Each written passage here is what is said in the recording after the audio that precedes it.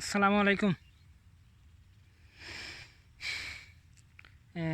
বাংলাদেশ জামাত ইসলামী এই মানুষগুলো ভালো। সব আসলে আল্লাহ আল্লাহ সবার মুখে দেখেন দাড়ি আছে, নামাজ পড়ে জুব্বা গায়ে দেয়। মাশাল্লাহ, আমার খুব ভালো লাগে এই মানুষগুলোরে।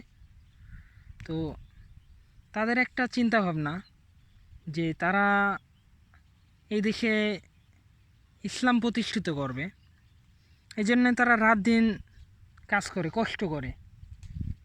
তো ভালো এই জিনিসটা, কিন্তু তারা কিভাবে করতে চায়, রাসূল সাল্লাল্লাহু আলাইহি সাল্লাম যেভাবে করেছে সেইভাবে না। তারা করতে চাই কাফের মুশরিকদের বানানো তৈরি গণতন্ত্র দিয়ে। তো আমি একটা জিনিস লক্ষ্য করলাম যে এবার যেহেতু আমলিক নাই, এখন বিএনপি আছে, আর জামাত আছে, অন্যান্য দল হয়তো আছে। তো উচিত এবার জামাত ইসলামকে ক্ষমতায় পাঠানো, কারণ তারা বুঝতে পারে না যে গণতন্ত্র দিয়ে ইসলাম প্রতিষ্ঠিত করা সম্ভব না। কারণ এই গণতন্ত্র হচ্ছে আব্রাহাম লিঙ্কনের তৈরি করা, এইটা হচ্ছে কাফের মুশরিকদের তৈরি করা, এটা ওদের জন্য। এখন ওইটা দিয়ে আমরা ইসলাম কীভাবে প্রতিষ্ঠিত করব। এটা আমরা ওদের বুঝাইতে পারি না। ওরা মনে করে যে পারবো, এইটা দিয়েই হয়তো ইসলাম প্রতিষ্ঠিত করা সম্ভব, কিন্তু আসলে সম্ভব না। এই যে মনে করেন যে ভোট হইল, ভোট হওয়ার পরে জামাত ইসলাম পাশ করলো, ক্ষমতায় গেল, কিন্তু যাওয়ার পরে যদি ওরা 5 ওয়াক্ত নামাজ বাধ্যতামূলক করে দেয়, যদি পর্দা বাধ্যতামূলক করে দেয়, যদি হজ জাকাত বাধ্যতামূলক করে দেয়, তো এইগুলো কি মনে করছেন পাবলিকে মেনে নেবে? কখনো না। সব পাবলিকে মেনে নেবে না। তখন কিন্তু জামাত ইসলাম ক্ষমতায় থাকতে পারবে না। তখন তাদের আবার ফিরে আসতে হবে।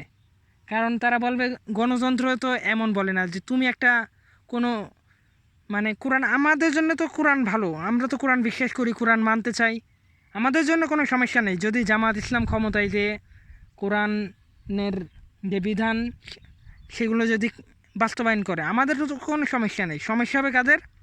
ওই যে সেকুলার, ওই যে নাস্তিক, ওদের সমস্যা হবে। ওরা তখন বলবে যে গণতন্ত্রে তো এইগুলো বলে না যে তুমি তোমার ধর্মের কথা আমাদের উপর চাপাই দিবা। ঠিক আছে, আমাদের তো সমস্যা নেই, সমস্যা ওদের। তো ওরা যখন জামাত ইসলাম ক্ষমতায় যাবে, তখন কিন্তু ওরা এগুলো মেনে নেবে না, ওরা কিন্তু ঝামেলা করবে। তো এই জন্যে এই গণতন্ত্র দিয়ে ইসলাম প্রতিষ্ঠিত করা সম্ভব হবে না। আর আমাদের আরও লক্ষ্য করতে হবে, ইতিহাস থেকে আমাদের শিক্ষা নিতে হবে যে মিশরে কিন্তু এমন হয়েছিল, গণতন্ত্রের মাধ্যমে জয়যুক্ত হওয়ার পরে কিন্তু তারা ক্ষমতা থাকতে পারে নাই, ইসলাম প্রতিষ্ঠিত করতে পারে নাই। কেন, আপনার আফগানিস্তানেও তো এর আগে এমন হয়েছিল, গণতন্ত্রের মাধ্যমে যখন হচ্ছে আপনার ক্ষমতায় গেছে, এরপরও কিন্তু টিকতে পারে নাই। কিন্তু এখন দেখেন আফগানিস্তানকে, মাশাল্লাহ, ওদের সাথে কে পাল্লা দেবে এখন? আল্লাহ। ওরা এবারটা রাসূল সাল্লাল্লাহু আলাইহি সাল্লামের সেই কথা অনুযায়ী কাজ করেছে, এই জন্য ওরা এখন ক্ষমতায় আছে। ইনশাআল্লাহ ওরা ক্ষমতায় থাকবে, আল্লাহ যতদিন চাই ততদিন। তো আমাদের ইসলামী খেলাফতই একমাত্র সমাধান।